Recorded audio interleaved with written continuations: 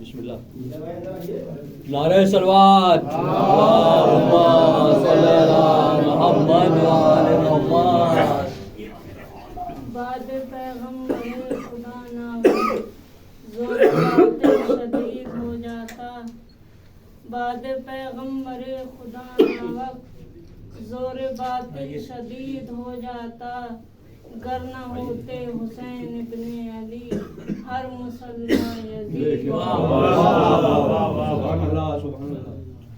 غیظ میں شہ کا علمدار نظر آتا ہے.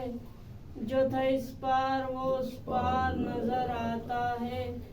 دیکھ کے حضرت عباس کو کہتے تھے نہیں یہ تو ہو بہو حیدر کرار.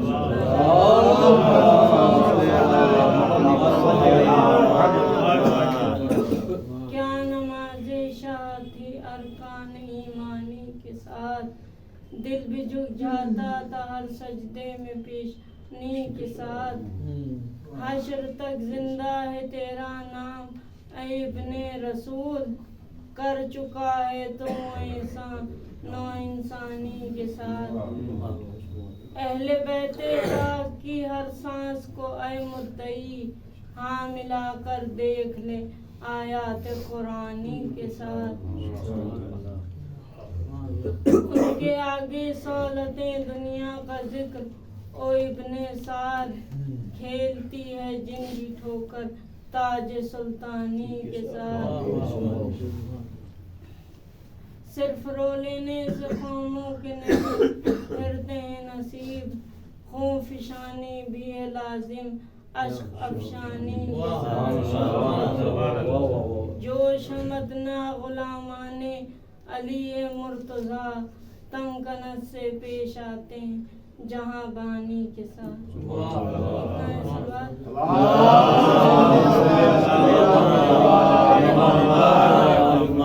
اس لیے یہ سحر و شام ابھی باقی ہے.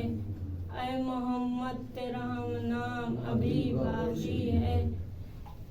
دین خالق کا کوئی کام ابھی باقی ہے. اس لیے وارث اسلام ابھی باقی ہے. دست قدرت نے لکھا عرش بری پہ شبیر. لوح محفوظ پہ وہ نام ابھی باقی ہے. جو محمد کے نواسے نے دیا نیزے پر حق کا وہ دائمی پیغام ابھی باقی ہے. حل نے دم توڑ کے قدموں پہ کہا اے مولا گھیر کے لانے کا الزام ابھی باقی ہے. بولے شبیر کہ میں نے تجھے آزاد کیا.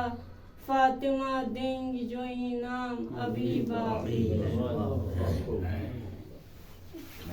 دیکھ کے چہرہ شبیر کو لیلا نے کہا کیا میرا اکبر گلفام ابھی باقی ہے.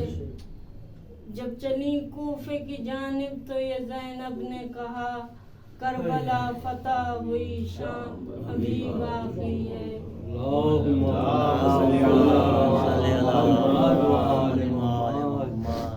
قتل شبیر کا آغاز تو سب نے دیکھا. خون شبیر کا انجام ابھی باقی ہے. دشمن آل محمد سے یہ کہہ دو نا وقت بے خبر حشر کا ہنگام ابھی باقی ہے. نعرہ صلوات.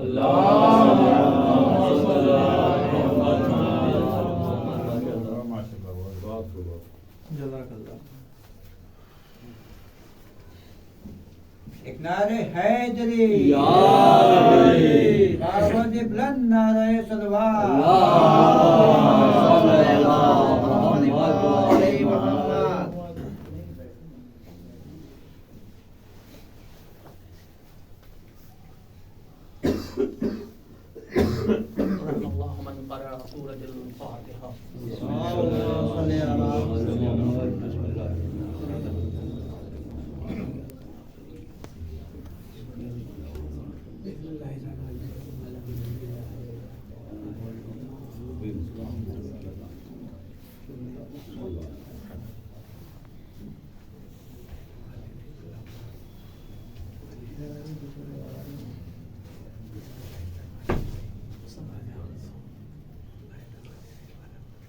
لا حول ولا قوة إلا بالله العلي العظيم. أعوذ بالله السميع العليم من الشيطان اللعين الرجيم. بسم الله الرحمن الرحيم. الحمد لله رب العالمين. الصلاة والسلام والتحية والإكرام على سيدنا ونبينا وشفيع ذنوبنا القاسم محمد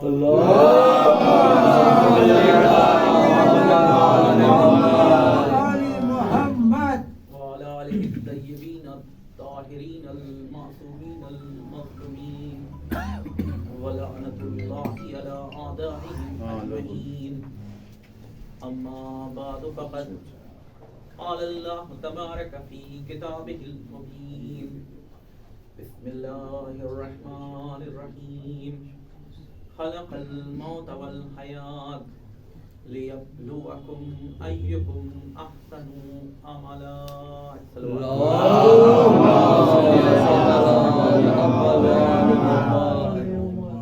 گزارش ہے کہ ایک مرتبہ سورہ حمد اور 3 مرتبہ سورہ قل هو اللہ کی تلاوت فرما کر مرحوم افتخار حسین ابن ارشاد حسین خان کی روح کو اظہار کریں.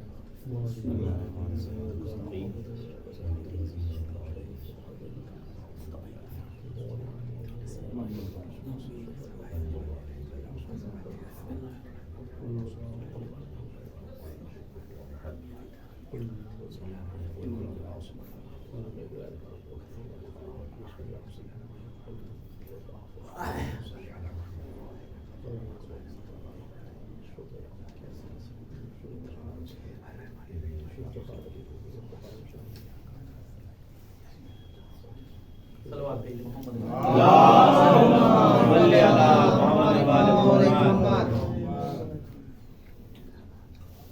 ارشاد رب العزت ہو رہا ہے کہ ہم نے موت کو خلق کیا اور ہم نے حیات کو خلق کیا تاکہ ہم آزما سکیں کہ بہترین عمل کرنے والا کون ہے. عزیزان گرامی، موت ایک ایسی حقیقت ہے کہ جس کے سامنا کرنے سے کوئی گریز نہیں کر سکتا، اور گریز کرتا ہے تو وہ کرتا رہے، موت اسے اپنی آغوش میں لے کے رہے گی. شاید یہی وجہ ہے اور یہی سبب ہے کہ اہل دنیا نے تمام تر چیزوں کا انکار کیا، اللہ کا انکار کیا، انبیاء کا انکار کیا، اوصیاء کا انکار کیا، خلفاء کا انکار کیا، اس نظام خداوندی کا انکار کیا، مگر کسی کے اندر اتنی ہمت پیدا نہ ہو سکی کہ وہ موت کا انکار کر دیتا. خالق کائنات نے فرمایا کہ ہم نے موت کو خلق کیا اور ہم نے حیات کو خلق کیا تاکہ ہم انسان کو آزما سکیں کہ اس میں بہترین عمل کرنے والے کون افراد ہیں. عزیزان گرامی، پروردگار عالم انسان کو اس دنیا میں بھیجتا ہے اور انسان اس دنیا میں اپنی زندگی کو بسر کرتا ہے. 8ویں امام امام علی رضا ارشاد فرماتے ہیں کہ اس انسان کی زندگی کے 3 شعبے ہیں. پہلا شعبہ وہ ہے کہ جب انسان نے شکم مادر سے باہر قدم رکھا. دوسرا شعبہ ہے کہ جب اس انسان نے اس دار دنیا سے دار آخرت کی جانب کوچ کیا. اور تیسرا شعبہ وہ شعبہ ہے کہ جہاں روز قیامت انسان کو دوبارہ پروردگار عالم اٹھائے گا. اب دیکھنا یہ ہے کہ آخر اس انسان کی موت اور حیات کے درمیان میں رابطہ کیا پایا جاتا ہے، روابط کیا پائے جاتے ہیں، اور کتنی دوری پائی جاتی ہے اس موت اور حیات کے درمیان میں. اور اس موت اور حیات کے درمیان کا سفر کتنا طولانی سفر ہے. آپ نے بے شمار خطبہ و ذاکرین سے انبیاء اور اہل بیت علیہم الصلوۃ والسلام کے حوالے سے اس طرح کی روایات کو سن رکھا ہے کہ دنیا کچھ نہیں ہے، صرف اور صرف گزرگاہ ہے، ایک پل کے مانند ہے۔ پل کی خاصیت کیا ہوتی ہے میرے عزیزوں؟ کہ جو ایک انسان کو دو راستوں کے درمیان کو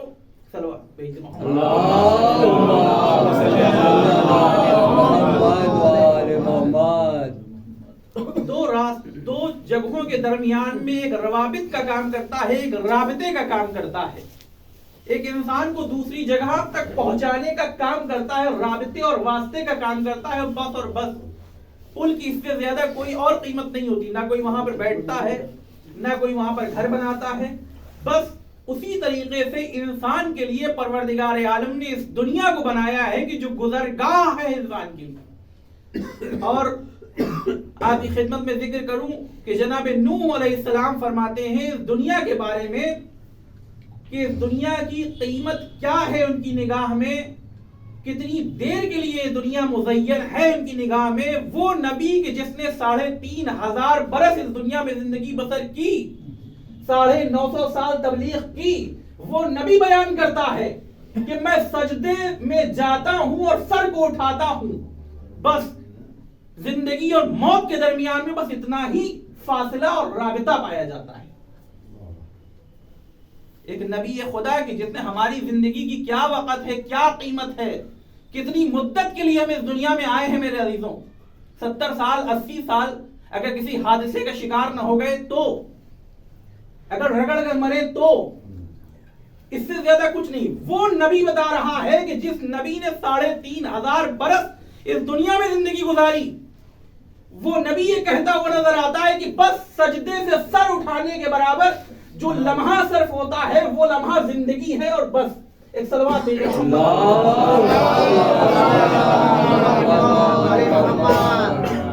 اس کے علاوہ زندگی کچھ بھی نہیں ہے میرے عزیزوں۔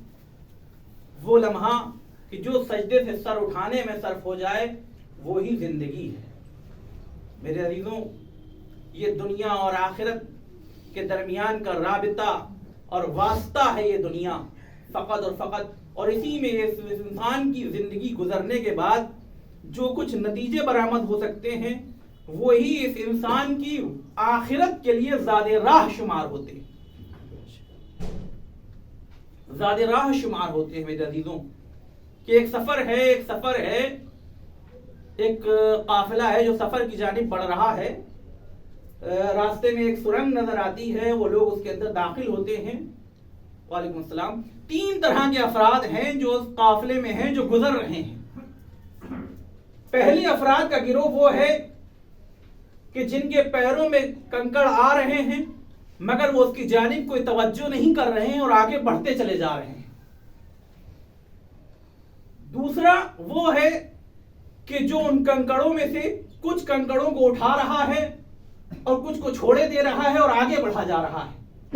تیسرا وہ ہے فرقہ کہ جو ان تمام کنکڑوں کو جو پیروں میں آنے والے ہیں ان کو اس طرح سے اٹھاتے ہوئے آگے بڑھ رہا ہے کہ پیچھے آنے والے کے لیے مصیبت کا سامان نہ فراہم ہو۔ یہ تینوں باہر آتے ہیں میرے عزیزوں۔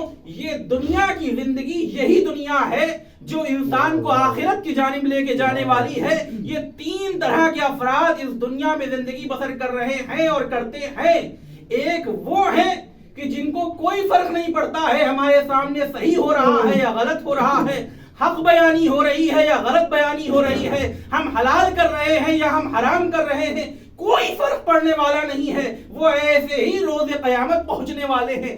دوسرا فرقہ ان افراد کا ہے کہ جو دیکھتے ہیں، غور کرتے ہیں، کچھ اچھائیوں کو حاصل کرتے ہیں، کچھ برائیوں کو دنیا میں چھوڑتے ہیں اور آگے بڑھ جاتے ہیں۔ تیسرا فرقہ وہ ہوتا ہے کہ جو ہر مقام کے اوپر اچھائی کو حاصل کرنا چاہتا ہے، برائی کو چھوڑنا چاہتا ہے۔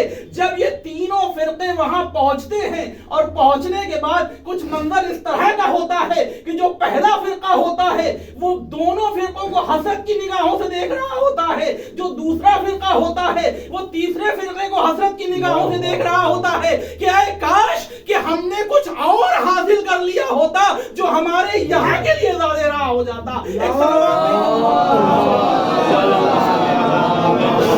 نعرہ حیدری، نعرہ صلوات۔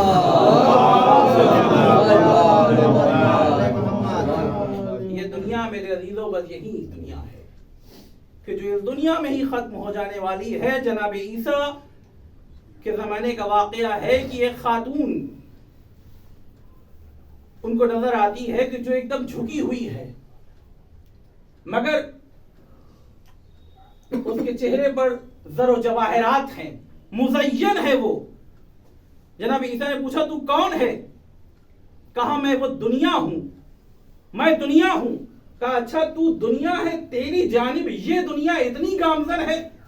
آخر تجھ میں ایسی کون سی چیز پائی جاتی ہے کہ ہر ایک تیری جانب گامزن ہے؟ اس نے کہا بس میں اپنی ظاہری نشو و نما سے آنے والے انسانوں کو، آنے والے لوگوں کو اپنی جانب متوجہ کرتی ہوں، اور جب ان کو اس دنیا میں غرق کر دیتی ہوں تو میں آگے بڑھ جاتی ہوں. کہا اچھا تم ان کو اس دنیا میں غرق کر دیتی ہو، اگلے لوگوں کو نشانہ بناتی ہو، تو یہ بتاؤ کہ اگلے لوگ جو ہوتے ہیں ان پچھلے لوگوں کو دیکھ کے کچھ نصیحت نہیں حاصل کرتے ہیں؟ کہا نہیں، وہ اتنا اس دنیا میں غرق ہو چکے ہوتے ہیں کہ انہیں پیچھے کی کوئی فکر نہیں ہوتی ہے. میرے عزیزوں یہ تمام مثالیں وہ مثالیں ہیں کہ جو ہمارے اوپر بالکل سیٹ بیٹھتی ہیں. ہم اس دنیا میں زندگی بسر کر رہے ہیں، اپنے سامنے دیکھ رہے ہیں کس طریقے سے افراد ہمارے درمیان سے رخصت ہو رہے ہیں، سب کچھ چھوڑ کے یہاں پہ جا رہے ہیں، کوئی کچھ لے کے یہاں سے نہیں جا رہا ہے. قبرستان ہماری نگاہوں کے سامنے ہے جو بھرے پڑے ہوئے ہیں، جگہیں ختم ہو گئی ہیں، مگر اس کے باوجود بھی ہم در سے عبرت لینے کے بجائے اسی فکر میں رہتے ہیں کہ کس کا کیا لے لیں، کس کو کس طرح سے ستا دیں. ایک صلوات بھیج اسی بات کی فکر ہمیں ہے، پریشان رہتی ہے کہ آخر وہ یہاں تک کیسے پہنچ گیا، آخر اس نے یہ کیسے حاصل کر لیا، آخر اس نے یہ کیسے کر لیا، آخر اس نے کیوں کر لیا، ہم کیوں نہ کر سکے. میرے عزیزوں یہ دنیا ہے جو اس انسان کو اپنی جانب کھینچتی ہوئی نظر آ رہی ہے، اور یہ انسان ہے جو ہر چیز سے بے بہرا ہے اور دنیا کی طرف بھاگتا چلا جا رہا ہے. دنیا کی کتنی قیمت ہے میرے عزیزوں، کتنی قیمت ہے. آیت اللہ محسن قراتی ارشاد فرماتے ہیں ایک مقام کے اوپر ایک مثال کے ذریعے سے. وہ کہتے ہیں کہ میں نے ابھی آپ کی خدمت میں جناب نوح کا ذکر کیا کہ انہوں نے بتایا کہ صرف سجدے سے سر اٹھانے میں جو مہلت اور جو لمحہ صرف ہوتا ہے وہی دنیا ہے اور کچھ نہیں ہے. آیت اللہ محسن قراتی فرماتے ہیں کہ جب انسان اس دنیا میں آتا ہے تو تبریک پیش کی جاتی ہے، تہنیت پیش کی جاتی ہے، مبارکباد دی جاتی ہے، مگر والدین کی اور جو ذمہ دار افراد گھر کے ہوتے ہیں ان کی سب سے پہلی فکر یہ ہوتی ہے کہ کس طریقے سے کوئی ایسا پاک دامن، متقی، پارسا، نیک انسان مل جائے جو اس نومولود کے کانوں میں اذان اور اقامت کہہ سکے. سب سے پہلی ذمہ داری وہ یہی سمجھتے ہیں اور اپنی اور کرتا ہے ہر انسان، چاہے جائے کہ اسے رسم کے طور پر کیوں نہ کر رہا ہو مگر کرتا ہے. سب سے پہلی کہ جب تمام مبارکباد کے درمیان میں یہ ایک اہم کام ہوتا ہے جو کیا جاتا ہے، اس کے بعد زندگی آگے بڑھنے لگتی ہے، بلوغت کی منزلوں کو طے کرنے لگتا ہے بچہ، اور نماز کے واجبات اس کے اوپر اور تمام واجبات اس کے اوپر آ جاتے ہیں، عائد ہو جاتے ہیں. اب نماز پڑھنے کے لیے کھڑا ہوتا ہے تو اب والد صاحب یہ کہیں کہ دیکھو تمہارے بچپنے میں ہم نے اذان اور اقامت کہہ دی تھی، اب اذان اور اقامت نہ کہنا،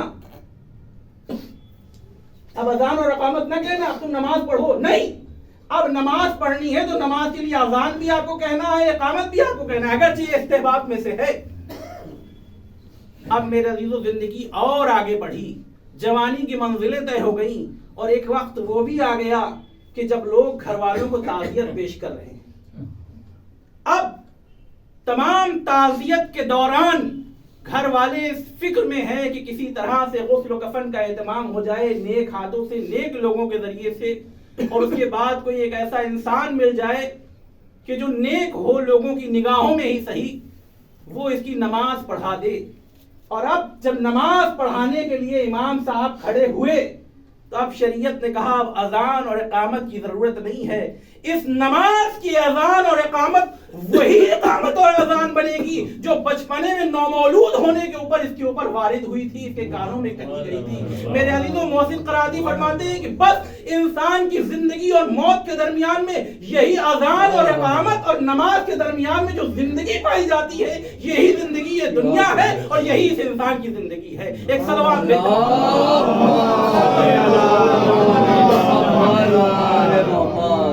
اس کے علاوہ کچھ اور نہیں ہے زندگی میرے عزیزوں۔ لہذا انسان کی ذمہ داری یہ ہے کہ کتنے خوش نصیب ہیں وہ افراد جو ہمارے درمیان سے گزر گئے، کہ جن کے لیے اہل بیت اطہار نے ارشاد فرمایا کہ بہترین ہیں وہ افراد کہ جب تک زندہ رہیں لوگ ان سے ملنے کے مشتاق رہیں اور مر جائیں تو لوگ ان کو یاد کریں۔ جناب افتخار صاحب ہمارے درمیان سے رخصت ہو گئے، بے شک وہ اسی قول کے اوپر صادق اترتے تھے، ان کی خود کی زندگی جیسی بھی گزری ہو مگر وہ لوگوں کے لیے ہمہ وقت ہر وقت ایک ڈھال بنے رہے۔ دن کا اجالا ہو یا رات کی تاریکی ہو، کوئی بھی وقت ہو، اگر ان کے لائق کوئی کام ہے تو اسے وہ بحسن خوبی انجام دینے کے لیے تیار رہتے ہیں۔ یہی میرے عزیزوں انسان کی زندگی کا خاصہ ہے، اور یہی ہماری اور آپ کی زندگی ہونا بھی چاہیے ہے کہ ہم وہ کام کریں کہ جن سے ہمارا خدا راضی ہو جائے، ہمارا پروردگار راضی ہو جائے۔ دنیا والے راضی ہو یا نہ ہو، ان کے راضی ہونے یا نہ ہونے سے کیا فرق پڑنے والا ہے؟ آج ہم دنیا سے چلے جائیں گے تو کل یہ بھی دنیا سے چلے جائیں گے، مگر یہ بھی اور ہم بھی اگر کہیں جائیں گے تو رب العالمین کی بارگاہ میں جانے والے ہیں۔ اس کے علاوہ کوئی اور جگہ نہیں ہے جو ہمارا محاسبہ ہو سکے، جہاں پر ہمارا فیصلہ ہو سکے۔ اگر کوئی فیصلہ کرنے والا ہے تو وہ رب العالمین کی بارگاہ میں ہونے والا ہے۔ میرے عزیزوں، بس یہی انسان کی زندگی ہونا چاہیے، یہی عمل صالح ہیں جو انسان کو باکمال بنا دیا کرتے ہیں، اور یہی اعمال وہ ہیں کہ جو انسان کو اس منزل میں بھی لے جاتے ہیں کہ جہاں پر انسان جانوروں سے بھی بدتر ہو جایا کرتا ہے۔ ایک صلوات بھیجیں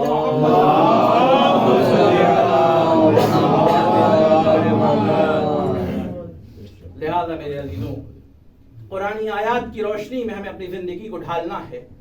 اگر اب تک نہیں ڈھال سکے ہیں تو اب کوشش کریں کہ وہ ڈھالیں، کہ جن کے لیے قرآن کہہ رہا ہے کہ بہت سے افراد وہ ہیں کہ جو مر گئے ہیں، قبروں کی تہوں میں پہنچ گئے ہیں، مگر اس کے باوجود بھی انہیں مردہ گمان نہ کرنا، وہ زندہ ہیں۔ اور بہت سے لوگ ہمارے جیسے افراد زمین پر چل رہے ہیں، ہنس رہے ہیں، بول رہے ہیں، کھا رہے ہیں، بحث کر رہے ہیں، مناظرہ کر رہے ہیں، مناقشہ کر رہے ہیں، مگر اس کے باوجود مردہ ہو گئے۔ انہی دونوں کو جوڑ کے قرآن مجید کہتا ہے وَلَا تَحْسَبَنَّ الَّذِينَ قُتِلُوا فِي سَبِيلِ اللَّهِ أَمْوَاتًا۔ دیکھو، اللہ کی راہ میں جان دینے والوں کو مردہ گمان نہ کرنا۔ میرے عزیزوں، اللہ کی راہ میں جان دینے والے وہی افراد نہیں ہیں کہ جنہوں نے تلوار کے ساتھ جہاد کیا، نہیں، قلم کے ساتھ بھی جہاد ہوتا ہے، زبان کے ساتھ بھی جہاد ہوتا ہے، ہر چیز کے ساتھ۔ میرے عزیزوں، جو چیز انسان کو محبوب ہوتی ہے، انسان اس چیز کے ذریعے سے اپنی زندگی کو کامیاب اور کامران بنا کر اس مقام پر لے جا سکتا ہے کہ جہاں پر پروردگار یہ کہتا ہے کہ خبردار مردہ گمان نہ کرنا۔ نعرہ صلوات، نعرہ حیدری، یا آواز بلند نعرہ صلوات۔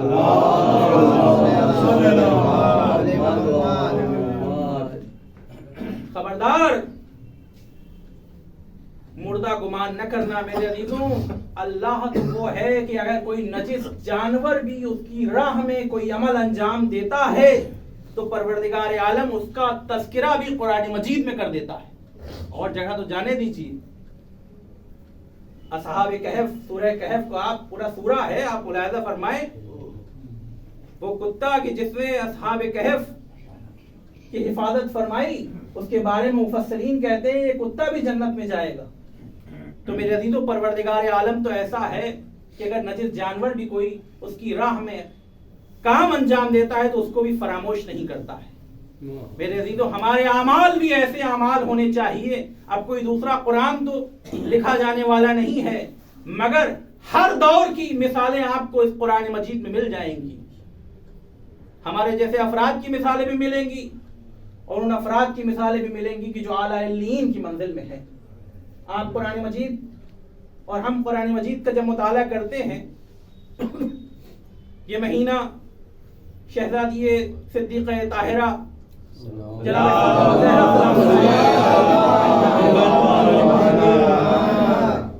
کہ جس میں شہزادی کی ولادت بھی ہے اور شہادت بھی ہے. آپ قرآن مجید اور ہم جب ملاحظہ کرتے ہیں تو آپ دیکھیے کہ 4 خواتین کا تذکرہ قرآن مجید نے کیا ہے. خصوصیت کے ساتھ 4 خواتین کا تذکرہ کیا ہے. 2 خواتین وہ ہیں کہ جنہوں نے اللہ کے نمائندے کی آواز کے اوپر لبیک کہا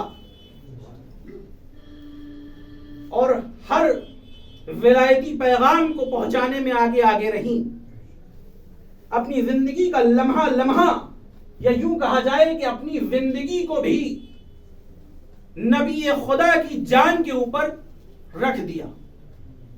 وہی 2 خاتون وہ بھی ہیں کہ جنہوں نے سب کچھ دیکھا، سب کچھ سنا، سارا ماحول آمادہ تھا، تیار تھا، سب کی سنی، مگر اگر کسی کی نہیں سنی تو نبی خدا کی نہیں سنی.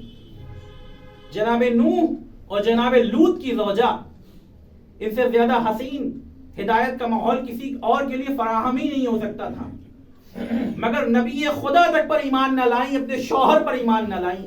اور وہ 2 خاتون کہ جن کا تذکرہ جناب آسیہ زن فرعون. کون فرعون؟ وہ فرعون کہ جو انا ربکم الاعلی کا مصداق اپنے آپ کو سمجھتا تھا. وہ فرعون کہ جس نے اپنے قصر میں ایک با ایمان خاتون کو اس کے ایمان کی وجہ سے ہلاکت کے گھاٹ اتار دیا. اسی قصر فرعون میں جناب آسیہ کا کردار یہ ہے کہ نبی خدا کی پرورش کرتی ہوئی نظر آ رہی ہے. اور دوسری جناب مریم. تو میرے عزیزوں، اللہ کسی کے احسان کو کبھی فراموش نہیں کرتا ہے. جب بھی چنندہ خواتین کا ذکر آتا ہے تو ان 2 خواتین کا ذکر سر فہرست آپ کو نظر آئے گا. تو میرے عزیزوں، جن خواتین نے اللہ کی راہ میں کوئی ایک ادنا سا عمل بھی انجام دے دیا تو پروردگار عالم نے اس کا تذکرہ بھی کر دیا.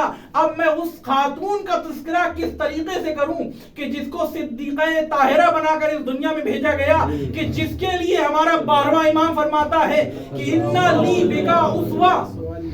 ایک صلوات بھیج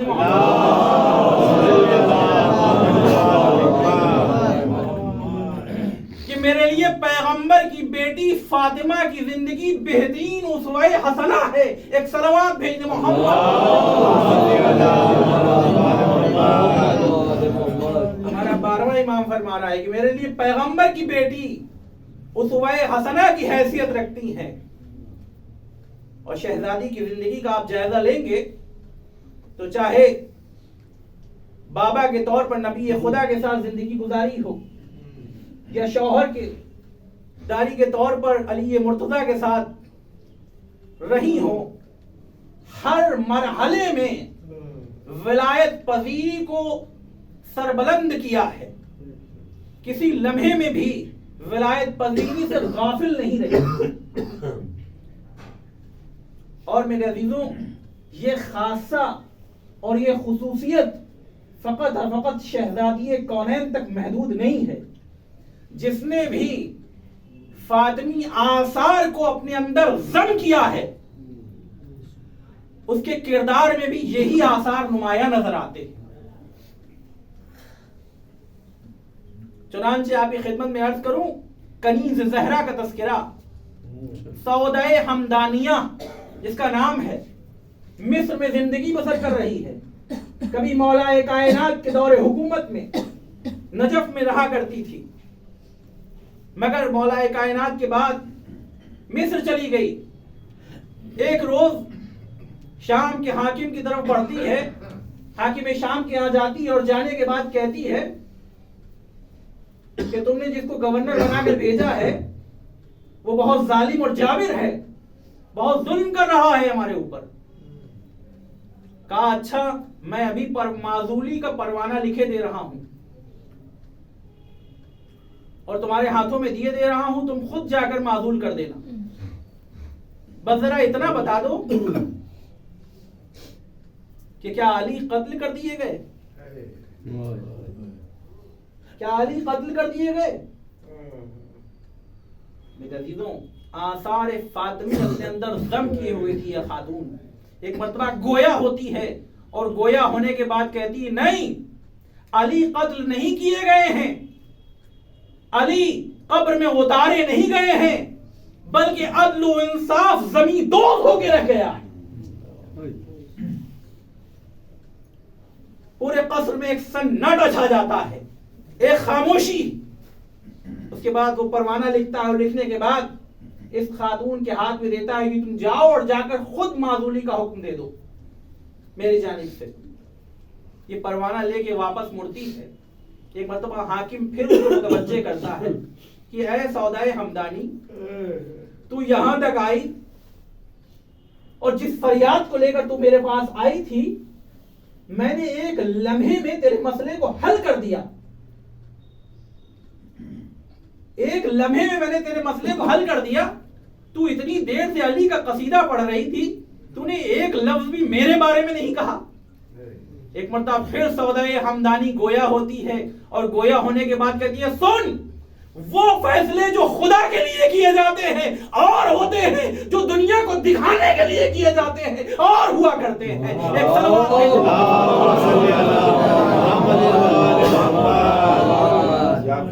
یہ ہے میرے عزیزوں آثار فاطمی ہمارے اندر ضم ہونا چاہیے۔ آثار فاطمی صرف جناب فاطمہ کی ذات تک محدود نہیں ہے، اس کو اگر انسان اپنی زندگی میں اتار لے، وہی زندگی ہے، وہی آثار ہیں جو فاطمی آثار ہیں۔ میرے عزیزوں یہ کنیز زہرا کا تذکرہ تھا، آئیے ثانیہ زہرا کی بات بھی آپ کی خدمت میں پیش کروں۔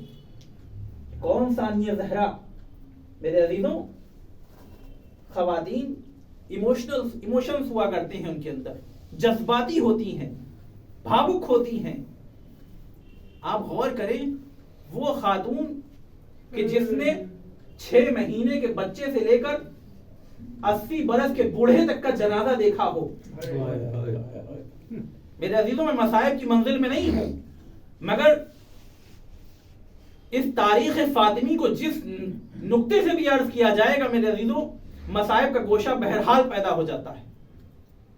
جس خاتون نے 6 مہینے کے بچے سے لے کر 80 برس کے بوڑھے تک کی لاشیں کو دیکھا ہو، اس کے ایموشنز کیا رہے ہوں گے؟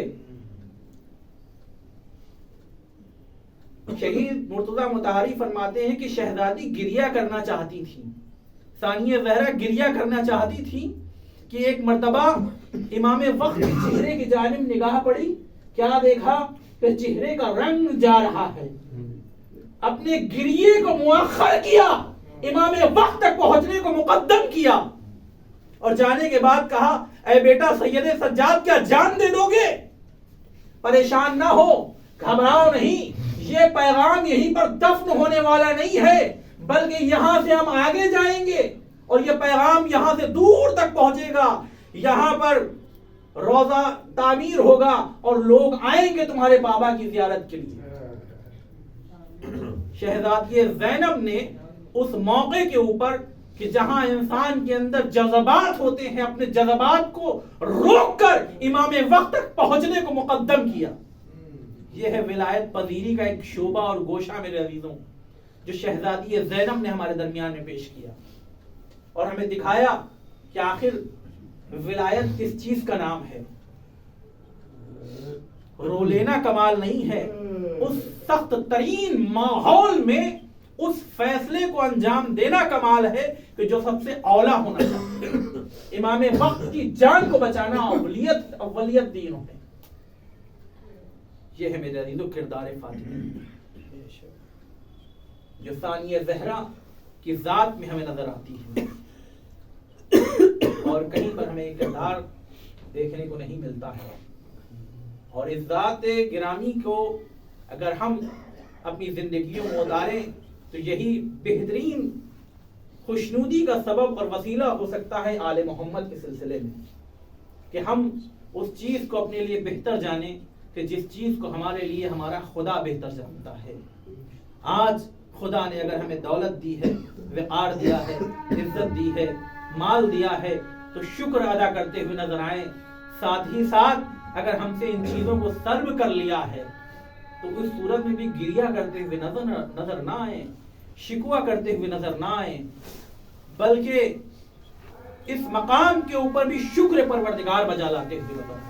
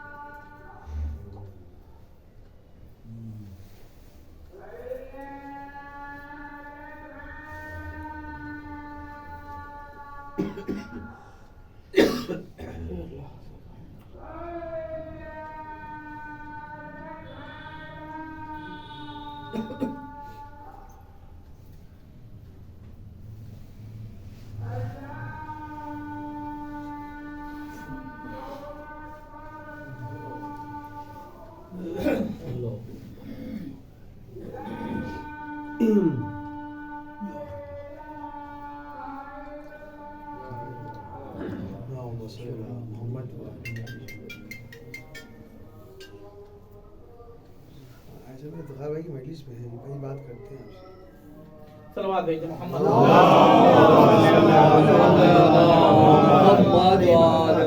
میرے عزیزوں، جس طریقے سے نعمتوں کے ملنے کے اوپر شکر ہونا چاہیے، نعمتوں کے سلب ہو جانے پر بھی شکوہ نہیں ہونا چاہیے، بلکہ شکر پروردگار ہونا چاہیے۔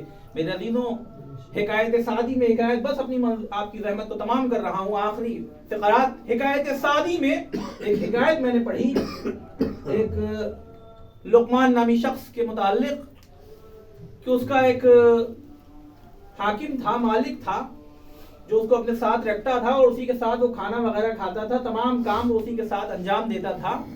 ایک روز اس کے مالک نے اس لقمان نامی شخص کو کچھ کھانے کی چیز دی اور کہا کہ دیکھو تم کھا لو، میرا دل نہیں کر رہا ہے، آج مجھے بھوک نہیں ہے، تم کھا لو۔ اس لقمان نامی شخص نے کھانا شروع کیا اور مزے کے ساتھ کھاتا رہا، خوب مزے سے کھاتا رہا، مزے لے کے کھا رہا تھا، کہ ایک مرتبہ مالک نے بھی ایک لقمہ اٹھایا اور اٹھانے کے بعد اپنے دہن میں رکھا، اور رکھنے کے بعد جیسے ہی دہن میں رکھا فوراً باہر نکال لیا، فوراً باہر نکالا، کہا فوراً باہر نکالا، اے لقمان تم اسے کس طریقے سے تناول کر رہے ہو؟ تم نے کیوں نہ کہا کہ یہ تو کڑوا ہے، یہ تو اچھا نہیں ہے، تو بے ذائقہ ہے، بد ذوق ہے، تم کس طریقے سے اسے کھا رہے تھے؟ کہا مالک جب تو مجھے لذیذ سے لذیذ چیزیں کھلاتا رہا تب میں نے کبھی تجھ سے شکوہ نہیں کیا، آج ایک روز اس طرح کی چیز تو نے ناواقفیت میں میرے حوالے کر دی، میں اس کے بارے میں کس طریقے سے تجھ سے فریاد کر پاتا؟ میرے عزیزوں، یہ دنیاوی زندگی ہے، جب ہم دنیا میں اپنے آقا اور اپنے مالک کے سامنے یہ فریاد کرنے کی گنجائش نہیں رکھتے ہیں تو اس پروردگار کے مقابل میں کہ جس نے ہمیں اچھی سے اچھی چیزیں اور نعمتیں ہمارے حصے میں رکھتا چلا گیا، اس کے بعد اگر ہم سے کوئی چیز ہماری عزیز ترین چیز لے لیتا ہے تو اس کے بعد بھی شکر پروردگار ہونا چاہیے، شکوہ نہیں ہونا چاہیے. ایک صلوات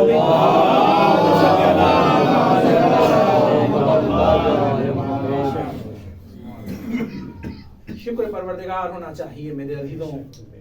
اور میں نے عرض کیا آپ کی خدمت میں کہ اس دنیا سے جتنا زیادہ انسان اس دنیا میں غرق ہوتا چلا جاتا ہے، آخرت سے دور ہوتا چلا جاتا ہے. ایک عالم دین کی زندگی کا آخری وقت چل رہا تھا، ان کے پاس موجود افراد انہیں اذکار پڑھا رہے تھے، وہ دہرا رہے تھے، مگر بار بار وہ کہتے تھے نہیں اسے نہ توڑنا، نہیں اسے نہ توڑنا. لوگوں کو تعجب ہوتا تھا یہ کیا کہہ رہا ہے، یہ کیا کہہ رہے ہیں. کہ ایک بارگی انہوں نے اپنے ایک شاگرد سے کہا کہ جاؤ اور جانے کے بعد وہ جو اندر میری گھڑی رکھی ہوئی ہے اس کو توڑ دو. شاگرد جاتا ہے اور جانے کے بعد اس گھڑی کو توڑ دیتا ہے. اب یہ استاد خود اطمینان کے ساتھ اذکار کو دہراتے ہوئے نظر آ رہے تھے، خوب شان سے اذکار کو دہرا رہے تھے. ایک مرتبہ طالب علم نے پھر سوال کیا کہ مولوی صاحب یہ بتائیے کہ آپ جو اتنی دیر سے لکنت آپ کی زبان میں ہو رہی تھی، جب آپ نے اپنی محبوب ترین چیز کو توڑ دیا اس کے بعد آپ کس طریقے سے آپ ان اذکار کو دہرا پا رہے ہیں کہ کوئی لکنت نہیں محسوس ہو رہی ہے. یہ عالم دین چکے تھے، انہوں نے بتایا کہ شیطان بار بار میرے سامنے آ رہا تھا اور میری عزیز ترین گھڑی کو توڑنے کی کوشش کر رہا تھا. یہ دنیا میرے سامنے مزین تھی، جب میں نے اس دنیا کو چکنا چور کر دیا پھر مجھے کوئی خفت محسوس نہیں ہو رہی تھی. ایک صلوات بھیجے محمد.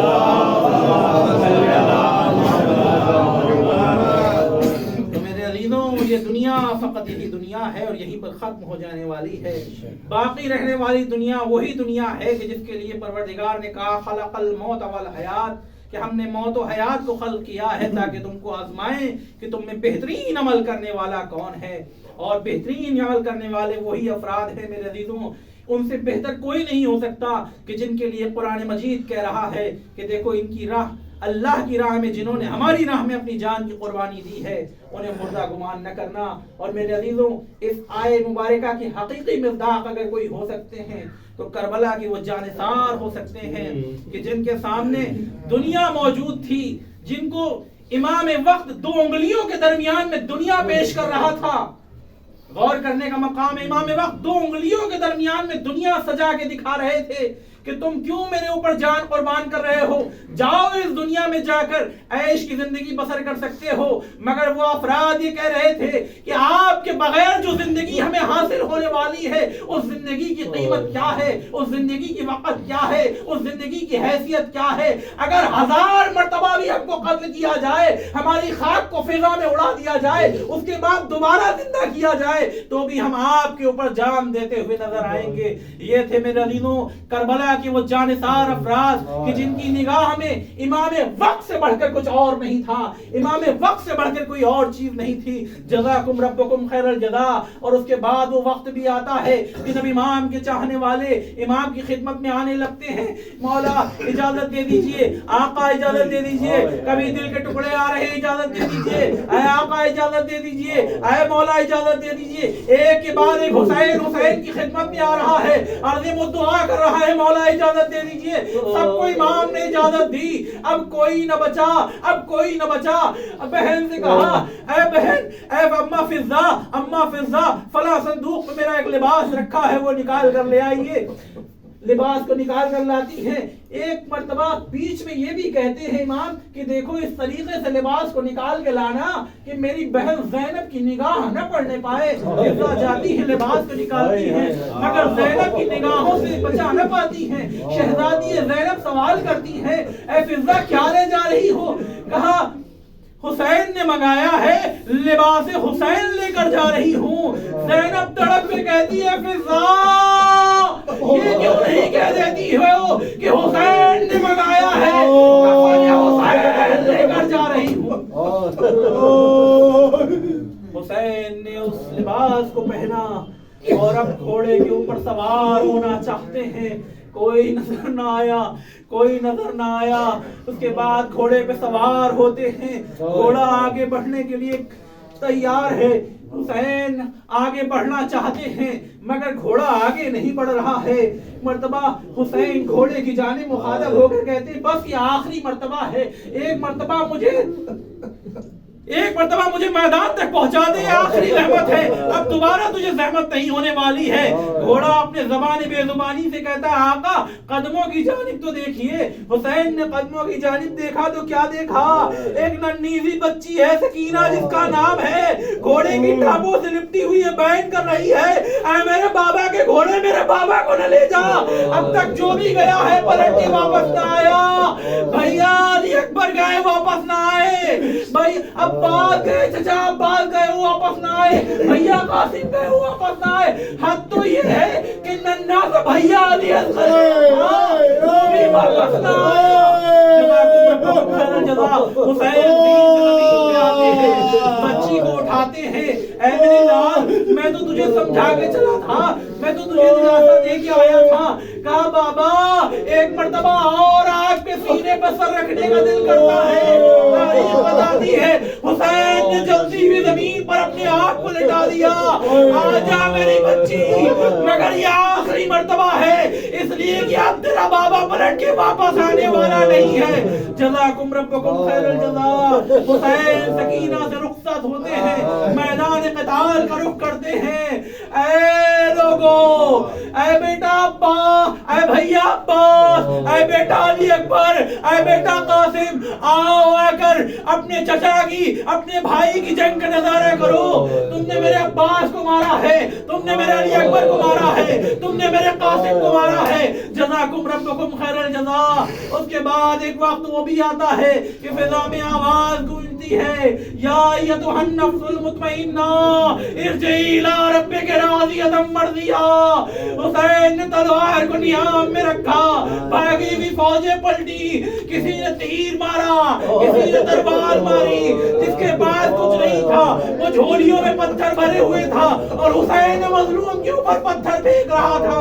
حسین زین سے زمین پہ آ رہے ہیں, کس عالم میں آئے ہوں گے نہیں معلوم, بس روایت کہتی ہے اوروں کے جنازے ہوتے ہیں, حسین کا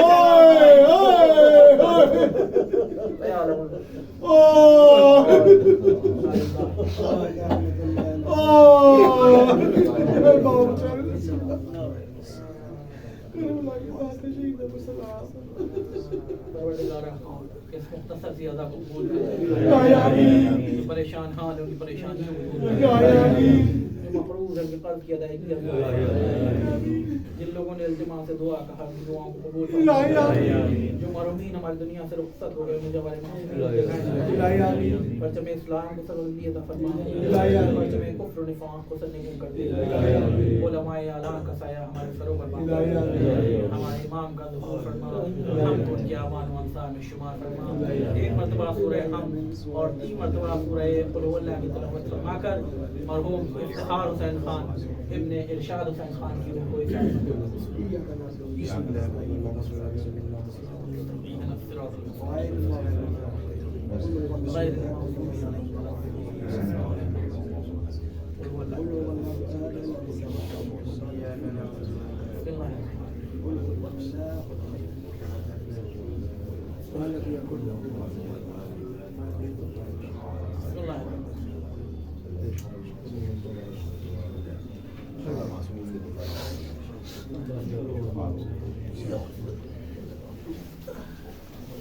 السلام علیکم یا امام اللہ, السلام علیکم یا ابن رسول اللہ, السلام علیکم وعلی جدک وابیک, السلام علیکم وعلی امک واخیک, السلام علیکم ورحمۃ اللہ وبرکاتہ, السلام علیکم یا غریب الغرباء, السلام علیکم یا معین الضعفاء والفقراء, السلام علیکم یا شمس الشموس, السلام علیکم یا انیس النفوس, السلام علیکم ایھا المدفون بارض طوس, السلام علیکم یا مغیث الشیعة والثوار فی یوم الجزاء, السلام علیکم یا سلطان العرب والعجم, السلام علیکم یا ابا الحسن علی بن موسى الرضا ورحمۃ اللہ وبرکاتہ. السلام علیکم یا مولانا یا صاحب العصر والزمان، السلام علیکم یا خلیفۃ الرحمن، السلام علیکم یا امام الانس والجان، السلام علیکم یا مظہر الایمان، السلام علیکم یا شریک القرآن، السلام علیکم یا امام زماننا ھذا جل اللہ تعالی فرجک وسہل اللہ تعالی مخرجک وظہورک، السلام علیکم ورحمۃ اللہ وبرکاتہ.